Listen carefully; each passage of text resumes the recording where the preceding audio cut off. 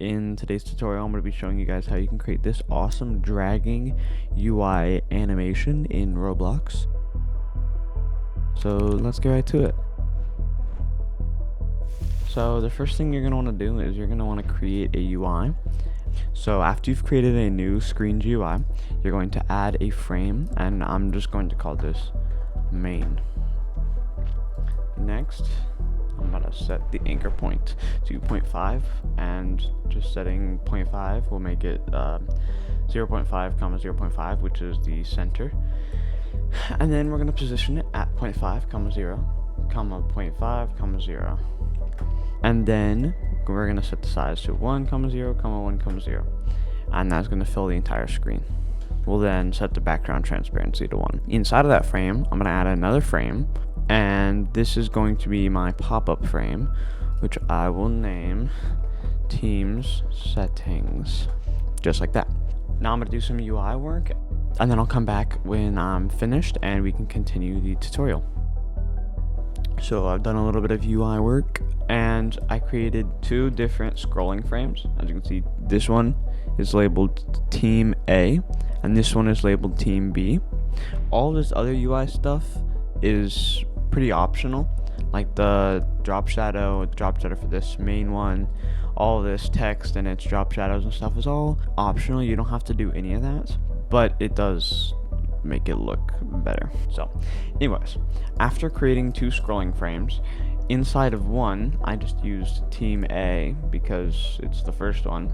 Create a new frame, name it template, and then inside of that, add a UI drag detector and a text label with a UI text size constraint.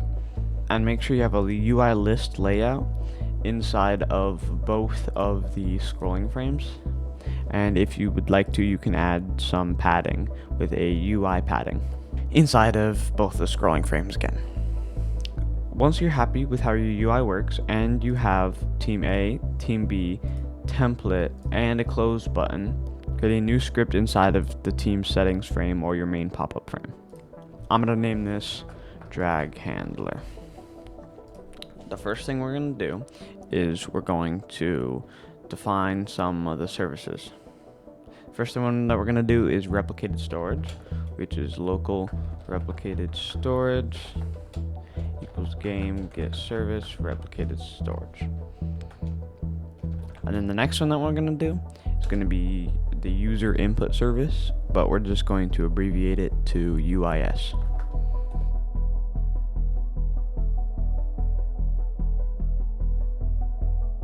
Next, run service.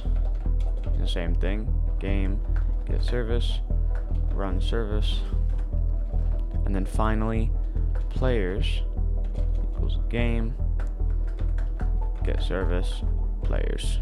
After doing that, we're going to define the remote event we will be using. So that's going to be, first we got to create the remote event. So inside of replicated storage, we're going to add a remote event. And I'm going to name this update Q, if I can type, Q GUI, and then hit enter. And then once you've created update Q GUI in replicated storage, we can just close out replicated storage and then return to our local script here and define the remote event. Local, I'm just going to name it the same name, update Q GUI equals replicated storage, wait for child, update Q GUI. Now we're going to define some variables and instances, like the player, which would be local player, players.local player. And this is just the local player, so the player that this script is running on. Now we're going to go local GUI, which is really a frame. It's going to be script.parent. And we'll go local team A equals GUI, wait for child, team A, and that's going to be our first scrolling frame. And local team B is going to be the same except team B, which is our second scrolling frame. Keep in mind the one that does not have the template. Now we're going to define the template, which is team A, wait for child, template. Now the close button, local close button equals GUI, wait for child, close button. And now we're just going to set the variables of some things, so like hiding the GUI, false. And then finally making the template not visible too. Now we're going to make some configuration variables. So first thing that we're going to do is follow smoothness, and we're going to make that 18, but keep in mind that making this number higher, it'll have more of a delay, and it'll be smoother and longer. The smoothing will be longer, let's just say that. Next, the rotation strength. The number that I found that works the best is 0.034, but you can obviously change this. And the lower this is, the less it'll rotate. And then finally, the rotation damping. And I made this 10. And obviously, when the number's higher, it'll be a smoother rotation, and it'll take longer to smoothen out. Next, we are going to set some variables that will be used in the functions.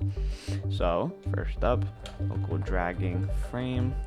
That will be set in a later function, and it will be a frame instance. Next, drag offset. It's going to be a vector2 value. After that, drag velocity, which is also a vector2 value. Last, mouse position, also a vector2. Smooth position is also a vector2. And then local smooth rotation, or rot, I'm just going to do rot, is just going to be 0. Local original parent is going to be nil. And finally, original position is going to be a udim2.new, but it's going to be empty. Now we're going to go into the functions part. This is the longer part, and where we actually write the logic. So let's do that. The first one that we're going to do is for the close button when it is clicked. So it's going to be close button.mouse button one click, connect function GUI.visible equals false. Next, we're going to do the clear frames function, which destroys all the frames that are parented to one of the two scrolling frames we created, making them free for the ones we will create later in the script. So we're going to do local function clear frames, and then we're going to create a for loop. So for underscore comma frame in I pairs, team A get children, do if frame is a frame and frame dot name does not equal template, then frame destroy. And then we're going to copy this entire for loop and paste it after our first one, and instead of team A, we're going to do team B. So it loops through team B and team A, which again are our scrolling frames, and if it has another frame in it that's not named template, it will destroy it. So it cleans up from any previous teams. Next, we are going to create the player frames. This is the longest function, by the way. So we're going to do local function create player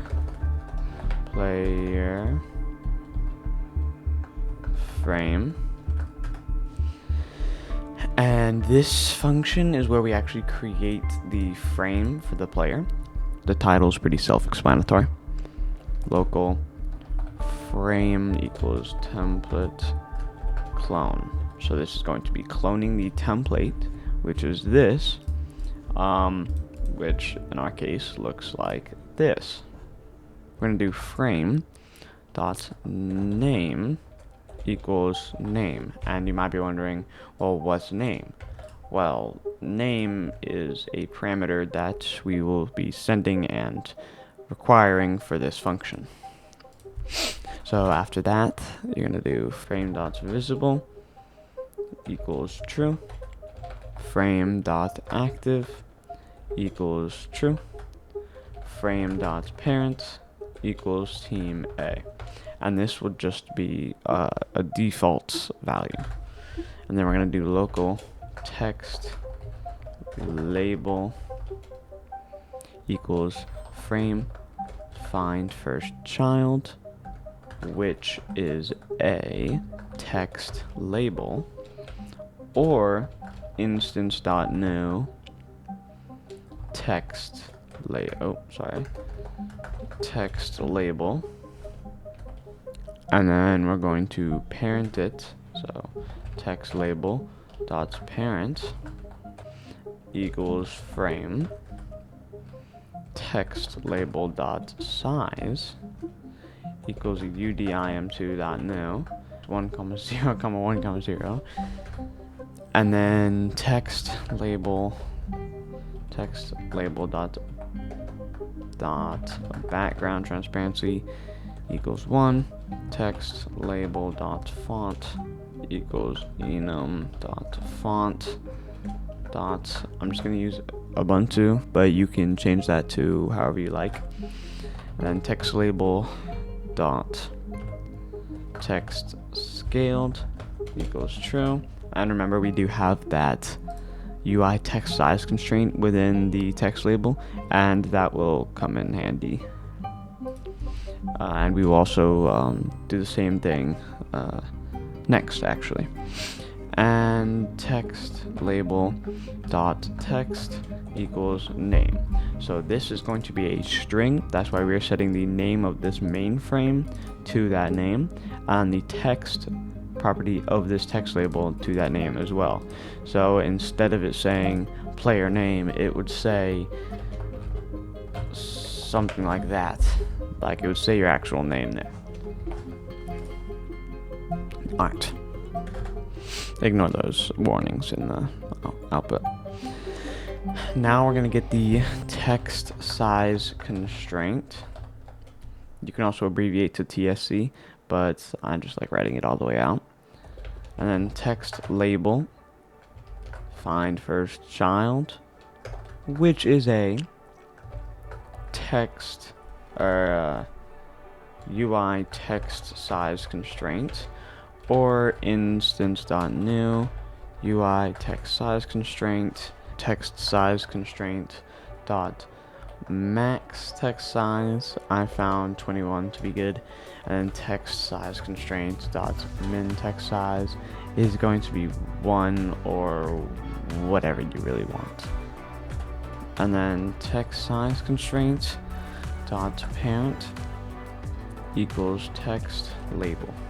Next, we're going to write some of the drag logic within this function. So we're going to do frame dot input began connect function input. Then we're going to do if input dot user input type equals enum dot user input type dot mouse button 1. Then dragging frame equals frame.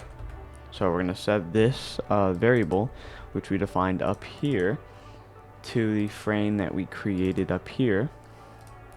And then we're going to do original parent equals frame.parent. So it's a dynamic parent, so it can be either team A or team B, depending on which one it was spawned into. But most of the time it'll just be team A.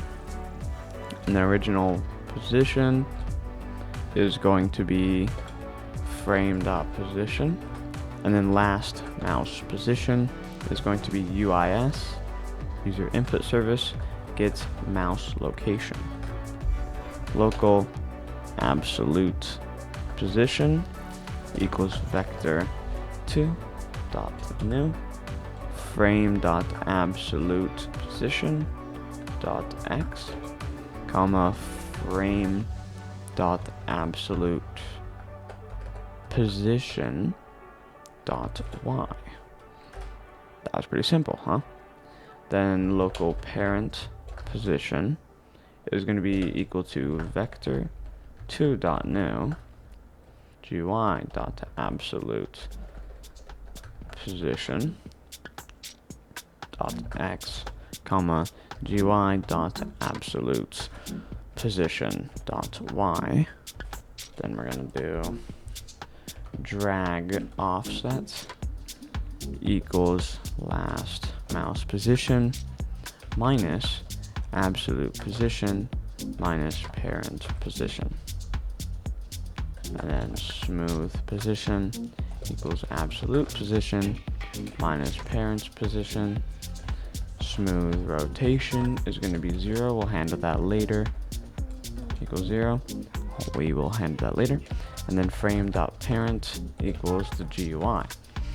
Why the GUI, you might ask? Because if we try to drag this around here, it's not going to work. Because see, when we drag it here, it just disappears. And also it has a UI list layout. And we're almost done. Just after this frame.inputBegan function, we're just going to return the frame. Next, we're going to do is over scrolling frame, which is just a helper function. That's going to be local function is over scrolling frame, and then parameter is going to be frame. And then it's going to be local mouse equals user input service get mouse location, and then local position and size is going to be equal to frame dot absolute position and then frame dot absolute size. Then we're going to return mouse dot x is more than position dot x and mouse dot x is less than position dot x plus size dot x and mouse dot y, and mouse dot y is more than position dot y and mouse dot y is less than position dot y plus size dot y. And there we go. So this is going to return a boolean, which will either be true or false, and that'll basically tell us if the mouse is over the scrolling frame that's provided here, which is going to be either team A or team B. Next, we're going to make another helper function, local function get drop target, and there's going to be no parameters for this one. And then we're going to do if is over scrolling frame team A, then return team A end, and then if is over scrolling frame team B, then return team B end, and then return nil. So if it's not over either of these two frames, then it'll return nil. And then function 5 is going to be update QGUI, which is our remote event. On client event connect function team A list team B list.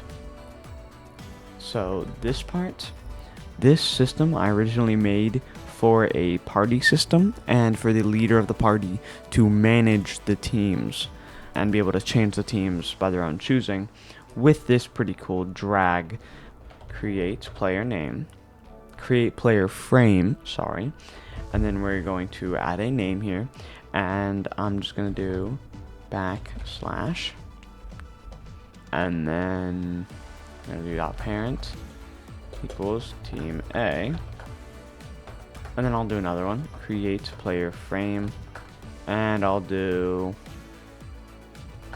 funny guy dot parent equals team B inside of the update QGUI dot on client event connect function. We'll just do here, I'll do toggle to be a boolean, and just do GUI dot visible equals toggle, and we will run clear frames before doing this. Clear frames, just like that. Actually, I'll take all of this. I'll put this in here. Then I'll run this here, and then I'll just do if toggle then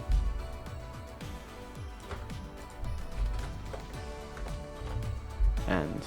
So I've just wrapped this inside of an if toggle then, which basically just checks if toggle is true, and these both, if the GUI, which is this frame right here, team settings, and if this drop shadow is visible, then it will set that, and then we'll have backslash here and funny guy over here.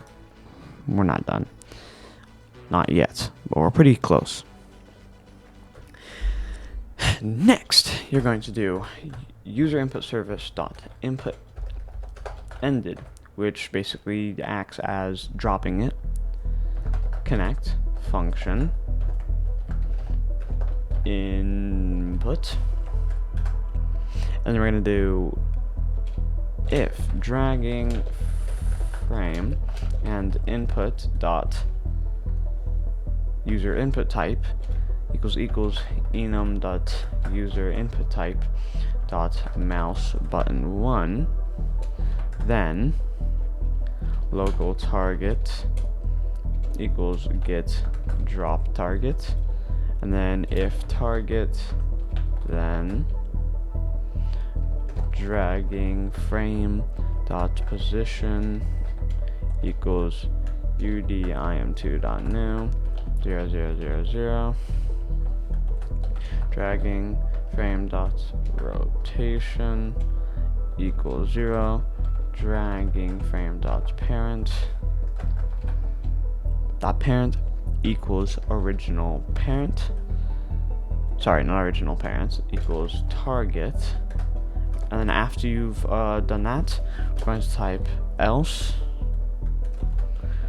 dragging frame dot position equals original position, dragging frame dot rotation equals 0, dragging frame dot parent equals original parent, and then we'll set dragging frame equals nil.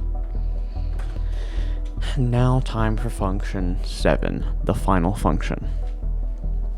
We're going to do run service dot heartbeat, which makes whatever's inside of this function run every frame.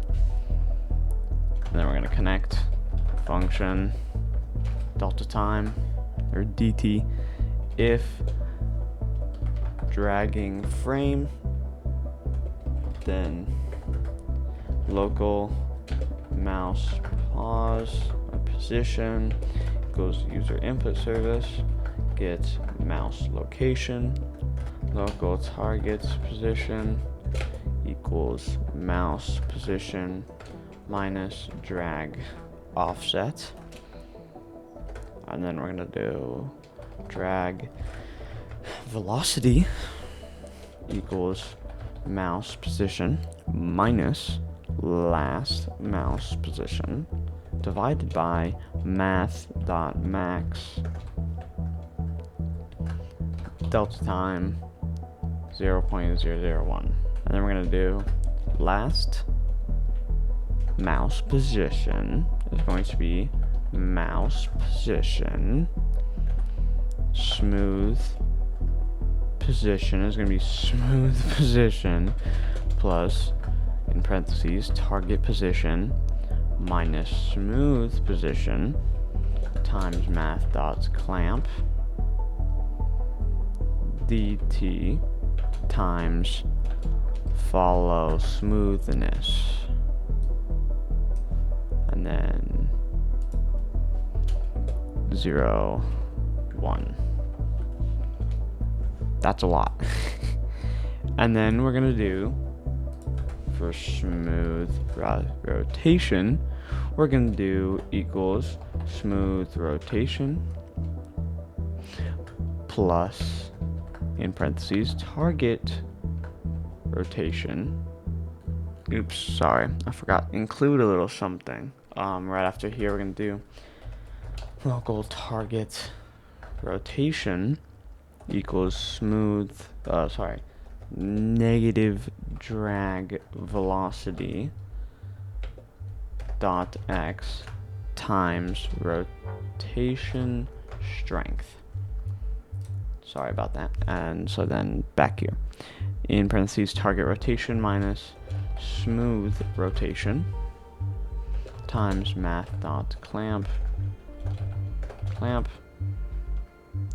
delta time times rotation damping 0, 1.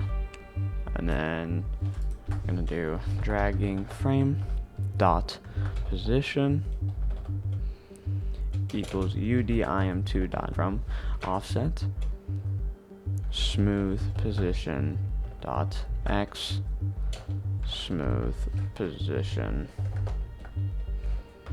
dot y, and then dragging frame dot rotation equals smooth rotation, and that's it for this script.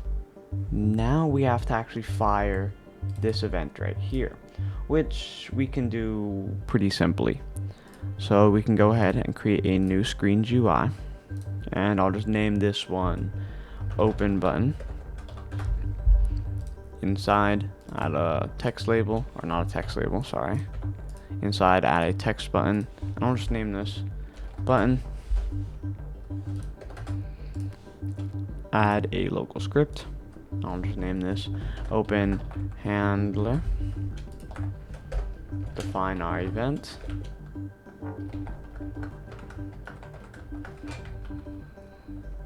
Wait for child. Update QGUI. Local button equals script dot parent wait for child button, and then button dot mouse button one click connect function, and then we're gonna do local toggle equals, I'll define it out here, and I'll do local toggle equals false, or here I'll do true to set it to true first, and then not toggle, and then above that we're gonna type event dot fire, and then we're gonna do toggle. Now here I'm just gonna move this button down here and just make it say open. Quick little change before you test it. Right here on line 102, make sure you change it from update QGUI to event, because it is a bindable event. Go ahead and hit play, hit open, and as you can see we have two names here, and you can drag them around with it rotating and stuff. And obviously if you drag it out of bounds, it's gonna go away, and if you drag it into the frame, it'll drag there, and it works pretty good. So yeah, thanks for watching, and I'll see you guys in the next one. Bye bye.